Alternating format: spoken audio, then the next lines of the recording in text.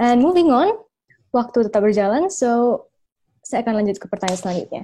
Sebenarnya nih, kita sebagai believers, at the same time, business leaders juga ya, we should be able to see an opportunity atau peluang dalam situasi dan kondisi yang kita hadapi saat ini. Again, karena kita believers, saya percaya, ya kalian semua juga seharusnya percaya bahwa deep down ada suara yang menyemangati kita untuk mengubah sudut pandang atau cara berpikir kita jadi nggak terlalu negatif gitu, jangan negatif-negatif doang. Nah, ini adalah pertanyaan terakhir nih sebelum kita masuk ke dalam sesi tanya jawab dengan participants, and I would like to ask David untuk coba jelaskan atau mungkin bisa membagikan apa sih peluang yang sebenarnya bisa kita lihat dari kondisi ini, and make it quick because we have TikTok. I got it. Gini, opportunity-nya ya. Nomor satu adalah seperti tadi Dennis, saya mau ngutip dari Dennis. Krisis itu sifatnya hanya sementara waktu saja. Jadi jangan kita berpikir bahwa ini, jadi tadi saya bilang apakah 1 minggu, 3 bulan, 6 bulan, 9 bulan. Tapi jangan pikirnya adalah krisisnya bakalan 3 tahun, 6 tahun, 10 tahun, 30 tahun. It's not going to be that far. Right? So the opportunity sebagai seorang investor, mudah-mudahan ini membantu kalian semuanya. Yaitu pertama adalah kita mesti membandingkan Amerika Serikat dengan Indonesia. Amerika Serikat punya kira-kira 320 juta penduduk, Indonesia punya 270 juta penduduk. Jadi kita hampir mirip-mirip. Dari timur sampai ke barat, dari Los Angeles, dari barat sampai ke New York, di timur, dan kemudian kita di Indonesia, mulai dari Papua sampai ke Aceh, kita panjangnya lebih panjang daripada benua Amerika. I don't know if you know that, right? Jadi kita semuanya mirip-mirip gitu. Nah, kemudian yang membedakan kita tentu adalah negara maritim and so on. Nah, pada saat kita cerita tentang GDP, Gross Domestic Product daripada kedua negara ini, Amerika Serikat itu adalah posisinya adalah 24 triliun US dollar. Nah, sedangkan Indonesia adalah kira-kira 1,1 triliun US dollar. Dengan kata lain, kita size-nya ini bedanya adalah kira-kira 20 kali lipat. Take and give, right? Nah, sekarang pertanyaan saya begini, kalau krisisnya hanya sementara waktu aja, dan kemudian kita patah semangat gara-gara krisisnya bakalan bersama dengan kita selama 3 bulan atau 6 bulan atau whatever it may be, pertanyaan saya adalah kita kurang melihat lebih jauh karena opportunity yang ada di dalam kita. Pertanyaan kita harusnya begini, 10 tahun dari sekarang, tahun 2030, Indonesia menurut kalian itu GDP-nya berapa? Is it 1,1 triliun menjadi 1,2 triliun? Atau 1,1 triliun menjadi 3 triliun, 5 triliun? Nah, berarti ada untapped market, berarti ada pasar yang belum dijamah oleh kita para pengusaha, sebesar lebih kurang, ya minimum 1 triliun sampai 3 triliun, 4 triliun, itu minimum, ya kan? Nah, oleh karena itu pertanyaan saya adalah, ini adalah kesempatan yang baik. Sekali lagi adalah, ini waktu kita untuk tenang, diam, tadi bersyukur nomor satu. Yang kedua adalah kita mulai berpikir, tapi yang ketiga begini nih, kita tiba-tiba tahu begini, ada orang-orang yang untuk saya tahu apa yang saya kerjakan salah. Nah, sekarang saya bisa berstrategi untuk 10 tahun ke depan. This is the right opportunity untuk kita justru bisa mengambil kesempatan-kesempatan yang tadinya tidak ada. Right? One last Bible story for all of us, right? Alright. Yusuf setelah 7 tahun punya prosperity, pada saat 7 tahun punya kekeringan terjadi, orang-orang datang beli makanan dari Mesir, betul ya? Okay, what is it the first thing that they do? Yang pertama adalah dia kasih uang untuk ganti makanan. That's number one. Yang kedua adalah dia kasih ternaknya untuk ganti makanan. Yang ketiga dia kasih tanahnya untuk ganti makanan. Yang keempat dia jual perabot rumahnya untuk ganti makanan. Yang kelima rumahnya pun dikasih untuk ganti makanan. Dan yang keenam yang terakhir adalah apa? Waktu saya bilang adalah Yusuf, saya sudah gak punya apa-apa lagi. Dia bilang begini, kalau gitu kamu bisa apa? So now dia punya skill atau kehidupannya dia diberikan untuk digantikan menjadi makanan. So in a time of crisis like this, kalau ini sampai berkepanjangan, that is exactly what's going to happen. Number one, money is going to go away. Number two, what is it that you're producing? The business is going to go away. Number three adalah simpanan pribadi, that is going to go away. Yang keempat adalah your livelihood is going to go away. Dan yang terakhir apa? Talent. Do you know what it means buat kita sebagai pengusaha Kristen? Do you understand kalau kita sudah mempersiapkan jalan kita selama 3 tahun, 5 tahun, 10 tahun belakang ini, depending how long you've been in business, artinya kita ada dalam posisi Yusuf. Kita yang akan terima uang, kita yang akan terima bisnisnya, kita yang akan menerima asetnya, kita yang akan menerima tenaga kerjanya. Everything that you need to go to 2030 is being prepared. That is the provision yang Tuhan sediakan kepada orang-orang yang memiliki visi yang benar. Because tanpa visi, provisinya gak ada gunanya.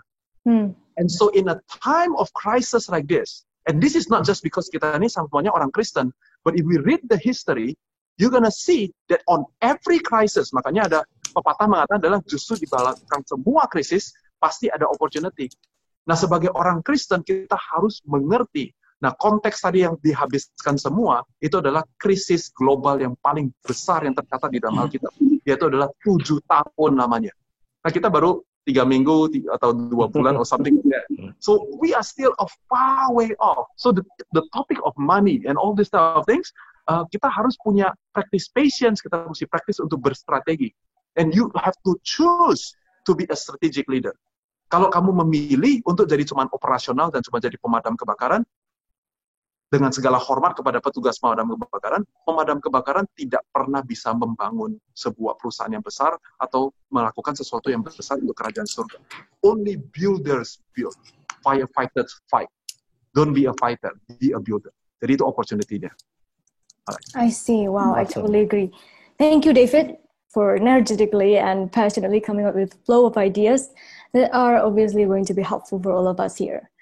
But saya yakin di sini para partisipan juga penasaran sih what the answer would be kalau saya tanya dari kacamata seorang pengusaha properti. So boleh tuh without further ado, dengan singkat saja Dennis, can you share with us apa saja very briefly ya, tapi mungkin kalau peluang bisnis sih to be honest saya belum sempat mikirin. Tapi mungkin saya bisa kasih dari sudut pandang yang berbeda, terutama selama 2-3 minggu belakangan ini saya banyak melakukan proses pemikiran. Dan saya mencoba untuk melihat krisis ini sebagai opportunity kita untuk activate our faith, untuk mengaktifasi iman kita. Karena di saat-saat seperti inilah, secara natural, pengusaha itu akan lebih, quote-unquote, berserah sama Tuhan. Mereka akan lebih sering pegang Alkitab daripada pegang buku cek. Karena nggak terlalu banyak lagi yang kita bisa kontrol. And I think it is a good opportunity untuk reflect bagaimana kita sebagai pengusaha itu betul-betul kita harus mengandalkan dan bergantung sama Tuhan. Itu yang pertama. Kesempatan yang kedua adalah yang saya lihat ini kesempatan kita untuk bisa mengaplikasikan semua yang kita sudah pelajari selama bertahun-tahun. Ini kesempatan kita untuk bisa tes grit kita. Kalau selama tahun lalu, Pastor Yose dan Pastor Jeffrey seringkali khotbah mengenai grit, dan kita banyak nyatet, this is when grit itu is not only catatan khotbah di handphone teman-teman semua, di handphone saya. It is not only a word in a book yang judulnya grit. It is not. Ini adalah sesuatu, ini adalah kondisi di mana grit itu harus diaplikasikan dan dihidupi. Jadi kita bisa lihat prosesnya dari kita belajar, kita percaya, pada saat kita melakukan rasanya itu tetap berat, walaupun kita sudah mengerti dan kita sudah percaya. I think ini adalah salah satu kesempatan juga untuk kita bisa mengetes apakah kita betul-betul rooted atau berakar di dalam purpose daripada kita melakukan bisnis, the why of our business. Apakah karena masalah sebesar ini kita jadi bilang, oh udah deh gue nggak mau bisnis lagi, atau kayaknya gue mau pindah profesi aja deh karena betul-betul di sana tuh gue mengalami kesulitan. So I think ini adalah opportunity untuk kita tuh mengenal diri kita sendiri dan actually untuk kita tuh mempraktekkan apa yang sudah kita pelajari selama bertahun-tahun. So, saya percaya buat banyak orang ini akan menjadi personal faith journey, berjalan bersama Tuhan melalui krisis ini dalam kondisi yang sulit, termasuk saya sendiri. So, sangat penting untuk kita bisa dekatkan diri kita kepada Tuhan dan kita ask the Holy Spirit for the guidance untuk kita bisa melewati krisis ini. Dan buat teman-teman, I don't know your condition, cuman buat teman-teman yang sekarang sedang menghadapi masa sulit, don't give up. Karena setelah kita lewat daripada badai dan krisis ini, believe me, kita akan level up. Kita akan berada di level yang berbeda dari kita sebelumnya. I think itulah opportunity yang secara personal saya bisa lihat, Ime. Alright, I see. I think benar-benar sih. Thank you for sharing your thoughts and your experience also. And moving on, karena kita juga agak dikejar oleh waktu, sebenarnya ada satu pertanyaan yang sangat spesifik yang kemudian langsung ditujukan kepada Ivan nih di sini. Kita langsung masuk ke sesi tanya jawab dengan peserta ya sekarang. Ada begitu banyak pertanyaan yang sudah saya terima, but this one is specifically for Ivan. Here comes the question. So Ivan, how to communicate with our people about pay cut and layoffs with compassion and empathy? Waduh, gimana tuh? Coba Ivan boleh langsung dijawab. And saya perlu ingatkan juga untuk sesi tanya jawab dengan peserta ini diharapkan panelis dapat menjawabnya in between 1 or 2 minutes. Van, coba Van ceritain mau layoff gua, Van. Gimana, Van? I love you just from that much.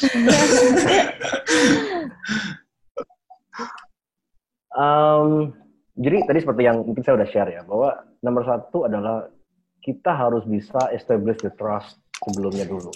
Kalau kemarin-kemarin kita belum establish the trust, sekarang kita akan benar-benar celaka lah istilahnya. Dan seperti yang tadi kita, ya begini, saya ngelihatnya dari kita punya company ya, maksudnya sebagai contoh ya. Di company kita, most yang kita lay off itu adalah lebih kepada lower management atau yang tadi saya katakan yang replaceable employee. Nomor satu adalah begini, bahwa kita harus bersifat manusiawi dulu kepada our middle management dulu yang kita mempertahankan. Kita harus jelaskan dengan detail, kita harus benar-benar transparan ya. We have to be real. Ini adalah keadaannya seperti ini. Ini mau gimana nih? Kita mau selamatin semuanya, tapi kapal tenggelam. Atau kita mau still stay afloat. Nah, apa namanya? Dengan gini, intinya begini. Apa yang coba saya katakan adalah kita harus punya visi yang sama. Pastikan your team have the same perspective, the same vision. We are on the same page and we are on the same pace. Sehingga kita we have the unity, ya kan? Nah, di company kita, karena most yang kena layoff adalah yang lower management, we let the middle management to do it. Cuman again, kita terus lakukan open dialogue. Waktu kita layoff mereka, is there anything that we can help? Is there anything that we can do for them? Nah, itu yang membuat nggak cuman yang di layoff merasa dihargain, cuman juga menimbulkan trust yang lebih kepada our middle management juga. Yes. So, kalau kita bilang pada saat kita melakukan ini, ya we have to do it with empathy, with sympathy. Kita nggak bisa soal lagi. We need to be humble. Maksudnya kita harus merendahkan diri, kita harus merendahkan posisinya mereka. Ingat, kita ini masih punya simpenan, savings in a way. Mereka itu pekerja harian. So actually it's very, very difficult for them. Kalau kita melakukan ini dengan sok-sokan, istilah katanya, you're in trouble, man. You're in trouble. Satu, mungkin kita nggak kena imbasnya langsung dari yang kita layoff. Cuman you will have cuman your middle management will disrespect you, misalnya seperti itu. I see. I agree. So, I believe. I hope that helps to answer. Definitely. I believe the answer is clear enough to all of us here. Thank you. Love it. And we have to move on to the next question. Let's see what do we have here. Pertanyaan selanjutnya ditujukan kepada Dennis Krishna. Yes. Pertanyaannya seperti ini.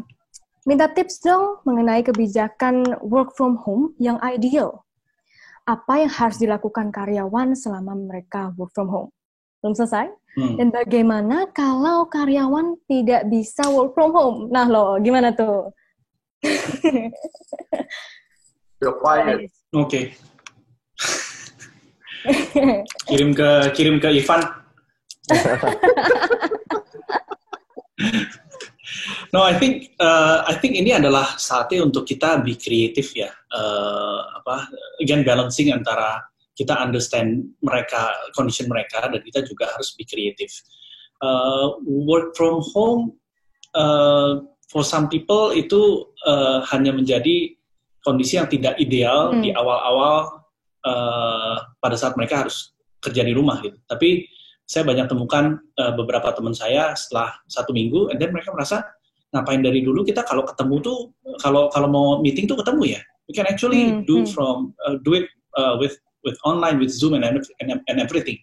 Jadi I think di sini membutuhkan kreativitas. Kira-kira cara apa atau metode apa yang perlu diganti agar work from home bisa efektif. Dan tentu saja, of course, tujuannya hanya untuk sementara. Tujuannya untuk sementara, karena kondisi ini pada akhirnya akan berakhir, dan work from home, menurut saya, ya harus manage ekspektasi juga ya.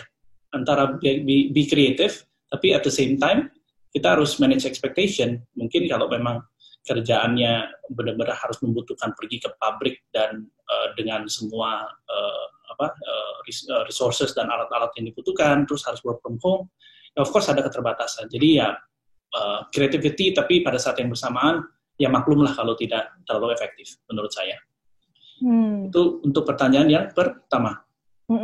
Dan bagaimana kalau misalnya karyawan kita ini sebenarnya nggak bisa work from home gitu? Ya, of course, kalau ini buat saya sih, again nggak ada resepnya, nggak ada prescription. Tapi buat saya sifatnya adalah personal approach. Kenapa nggak bisa kerja di rumah? Alasannya apa? Kalau memang nggak bisa, ya kita harus peduli juga. Again, it is not about being fair, tapi it's about humanity. Mereka juga nggak mau ada dalam kondisi seperti ini, kita juga nggak mau. Dan kebetulan yang punya kapasitas untuk support, yang punya kapasitas untuk membantu itu kita, bukan mereka. So I think with that mindset, jawaban-jawaban ini tuh bisa terjawab dengan sendirinya. Ada karyawan saya yang memang nggak bisa kerja, tapi saya tahu kondisi keluarganya dia memang sangat-sangat sulit, dan saya tahu kalau saya hitung berdasarkan fairnya seperti apa, mereka nggak dapat gaji, dan I know that this family will have a big problem, financial problem. Akhirnya mereka akan hutang, mereka akan terlibat dalam hal yang kurang bagus gitu. Jadi akhirnya ya sudah, kita tetap bayar aja sampai kondisi ini berakhir. Itu kira-kira ini kalau dari saya personally. I see. I think it's very impressive. So personal approach itu penting ya. Benar banget sih. Thank you for sharing, Dennis. Sorry kalau saya boleh nambahin ya. Ini maksud yang harus yang nggak bisa work from home itu yang harus kerja masuk gitu ya? I believe, iya. Jadi kayak memang dia memang harus ngantor gitu. Nah, tadi saya sudah sempat sampaikan ya. Pada saat orang nggak bisa work from home, anyway di F&B nggak bisa tuh nggak work from home. Mungkin yang bisa cuman accounting team kan, marketing. Jadi number one adalah safety first. That's our most top responsibility. Kita nggak mau jadi penyebar virus nih. Jadi benar-benar safety first. Make sure you invest on all the equipment yang dibutuhkan. Termometer, disinfektan, sanitizer, vitamin, all the gears ya, hairnet, gloves, masker semuanya. I know, saya tahu ini sangat mahal. Cuman that's the cost that you cannot compromise, ya kan? Pastikan bahwa semua karyawan kita itu they're safe dulu, gitu. And then karena apalagi di F&B ya, kita bertanggung jawab nggak cuma kepada employee tapi juga pada customers. So safety first, that's the rule of, maksudnya that's the number one thing kalau memang orang nggak bisa work from home. I hope para pengusaha di sini, terutama teman-teman F&B juga memperhatikan hal ini nomor satu dulu. Sebelum kita sibuk untuk gimana cara boost the sales segala macam. Number one, safety first. I see. Very impressive. Thank you so much once again for Dennis and then Ivan also. I couldn't help but notice that the fact you both actually have a great way of thinking. Really inspiring. And moving on, proceeding to the next one, kita ada pertanyaan untuk Dennis lagi rupanya. Pertanyaannya seperti ini. Keputusan untuk delay pemberian THR ke bulan Desember. Jadi apakah respon dari karyawan gitu? Apa respon dari karyawan? Apakah pernah dipertimbangkan untuk memberikan 50% THR di bulan Mei misalnya, lalu 50% keduanya di bulan Desember? Seperti itu. Right. Oke. So, mungkin saya cerita pengalaman saya pada saat saya ngomong ke mereka ya. Jadi, buat saya ini bukan jadi satu policy, apapun itu ya yang diputuskan, THR penuh, nggak dibayar, atau dibayar bulan Desember, atau setengah, atau sebagainya. Yang saya mau cerita ini, basically, approach-nya tuh buat saya bukan sebagai policy yang saya tempel di dinding and then semua orang boleh ikut. Actually, saya ngomong ke masing-masing orang, kita kumpulin rame-rame, all the leaders, first layer, dan mereka akan sampaikan ini ke their second layer. Jadi first layer saya bicara ke mereka soal kondisi kita transparan, bahwa kondisi kita sedang, saya kasih analoginya kapal. Kapal kita akan masuk ke dalam badai, dan di dalam badai itu kita harus bertahan, kita harus manage our resources. Nah, resource yang kita punya cukup untuk kita melakukan atau untuk kita disesuaikan dengan cara seperti ini. Saya bilang misalnya gaji akan ditunda atau ditangguhkan 20%. Oke. Nah, terus THR akan dibayar di bulan Desember gitu ya. Saya bilang seperti itu. Tapi di akhir saya bilang ini basically bukan vonis, ini bukan policy yang sifatnya mutlak. I want to know dari sisi kalian, dari sisi kebutuhan, saya juga nggak mau sampai kalian tuh posisinya sampai menderita dan susah banget dan melarat banget. I don't want. Nah, akhirnya terjadi dialog antara the team dan daripada employee saya. Akhirnya justru didiskusikan bareng-bareng dan you know what, keputusan yang saya ambil itu nggak rata untuk semua orang. Karena mereka sendiri yang bisa bilang bahwa Pak, saya kan lebarannya sebenarnya Natal Pak, jadi nggak apa-apa. Anggaran saya dipakai untuk THR-nya Bapak itu aja. Karena Bapak itu betul-betul butuh sekali untuk misalnya anaknya mau sekolah atau apa dan lain sebagainya. Jadi actually terjadi komunikasi, terjadi diskusi antara the internal team dan karena datang dari understanding dan trust, akhirnya mereka berusaha menyesuaikan satu sama lain. Ya udah Pak, gaji saya kalau dia gajinya nggak siap dipotong, saya dipotong aja dulu nggak apa-apa. Karena saya belum butuh dan saya juga masih tinggal sendiri, saya belum married. So they're actually taking the bullet for the company. Nah ini terjadi pada saat yang tadi Ivan sampaikan, terjadi pada saat sudah ada trust. Kalau sudah ada trust, actually kita sampaikan sesuatu, mereka sudah akan menerima, bisa mengerti kenapa kondisinya seperti apa, dan actually mereka sendiri yang bisa keluar dengan ide pay cut berapa persen, THR seperti apa. Actually pada akhirnya datangnya dari mereka, bukan dari saya. Very good. So lebih ke personal instead of policy yang kita mau tetapkan dan berlaku secara general. I think in this condition ya itulah ya, kita harus personal approach. I see. Thank you for the insight, Dennis. I'm sure setelah mendengarkan jawaban dari Dennis, I think it's going to be very helpful bagi setiap dari kita yang mendengarkan. Karena kurang lebih pasti ada aja struggle yang sama gitu ya. So, awesome. Moving on, nah ini juga menarik nih. Ini menarik. Ini pertanyaannya ditujukan kepada Ivan lagi. Seperti ini. Apakah strateginya atau cara yang bisa kita siapkan selama COVID-19 ini agar atau untuk bisnis kita supaya apabila COVID-19 ini sudah selesai, bisnis kita bisa menjadi bisnis yang justru lebih besar dan justru lebih baik lagi. Nah, Ustaz Ivan. Oke. Jadi the way I see it ya di F&B industry, this is the first time the playing field-nya tuh is level. You know, kelas berat, kelas ringan semua bertanding di ring yang sama. Dan jangan heran kalau ntar bakal banyak Daud-Daud bermunculan. Kenapa? Karena para pengusaha-pengusaha kecil ini itu they have the agility. Karena the thing is like this, the situation evolves, ya kan? Changes are inevitable, ya kan? Dan semakin kita bisa be creative, find the opportunity untuk kita bisa adapt to changes, itu yang akan membuat kita put ourselves ahead of the competitors kan. Dan seperti ini loh, you know, after this pandemic is over, things will not gonna be the same anymore. That's true. Customers' needs and behaviors will change. Customer habit juga akan berubah. Nah, ini yang coba kita harus bisa ke depan. Kira-kira perubahan apa yang akan terjadi?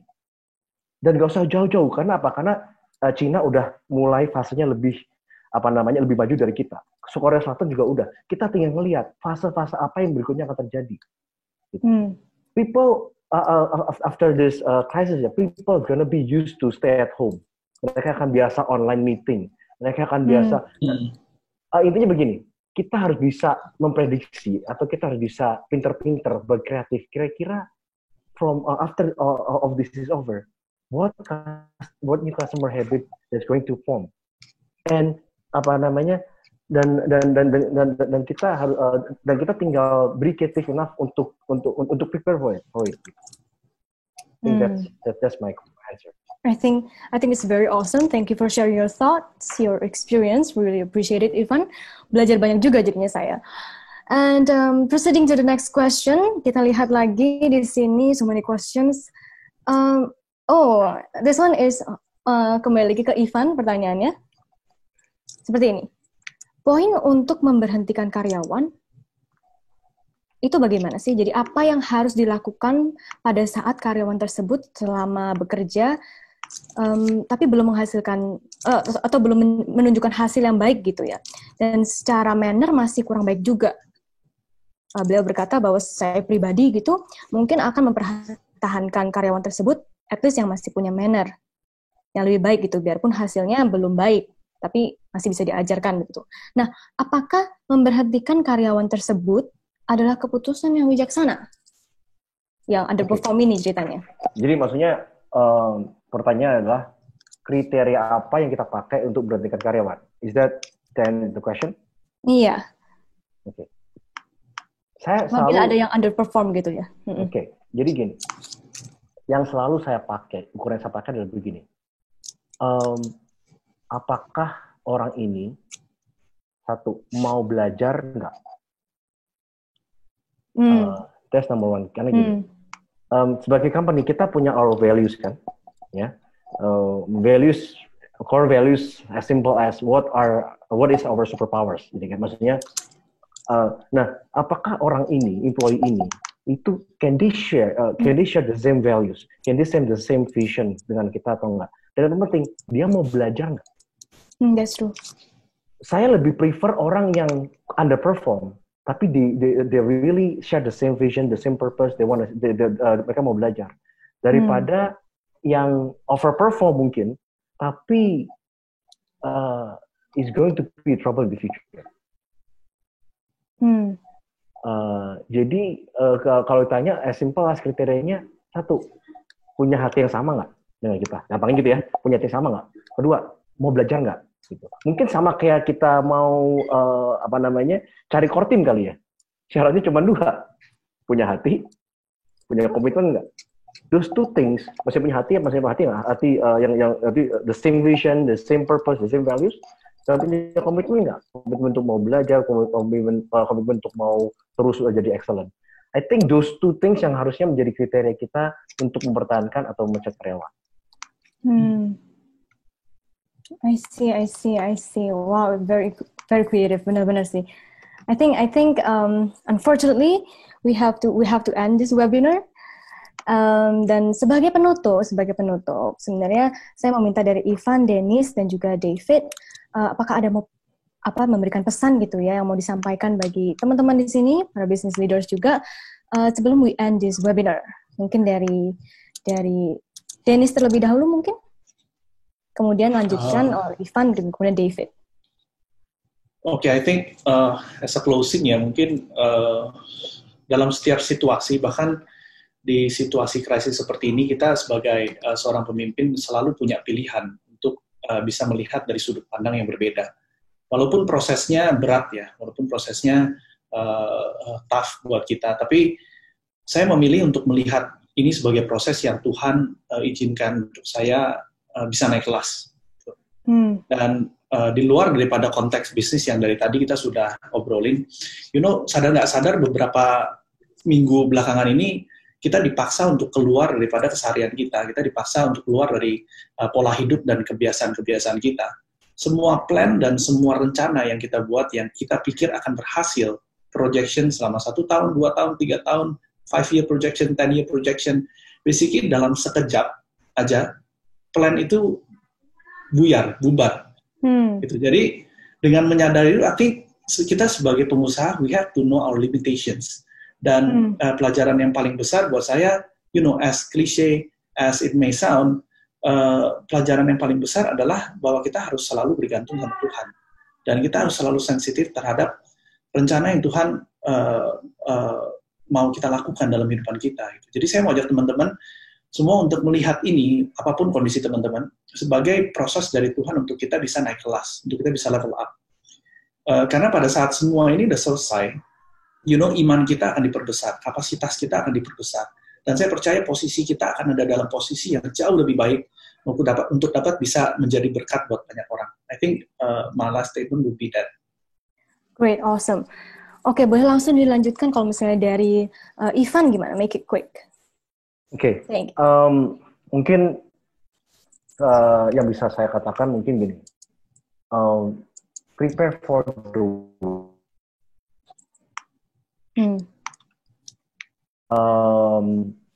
coba selalu temukan gini, kan segala sesuatu dan pastikan menurut saya justru dari pandemik ini banyak banget yang kita bisa dapatkan. For sure, number one, menurut saya menguji fundamental kita.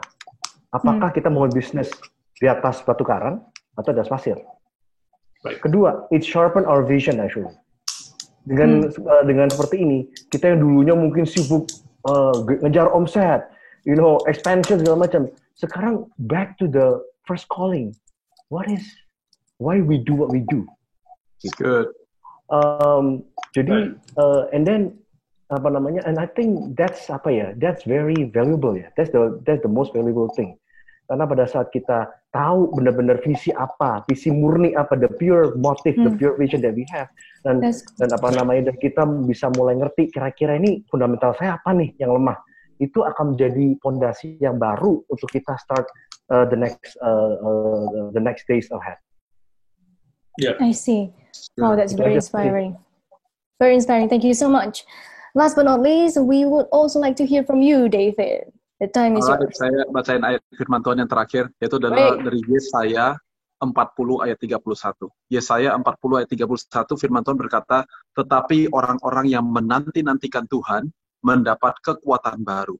Mereka seumpama Raja Wali yang naik terbang dengan kekuatan sayapnya. Mereka berlari dan tidak menjadi lesu.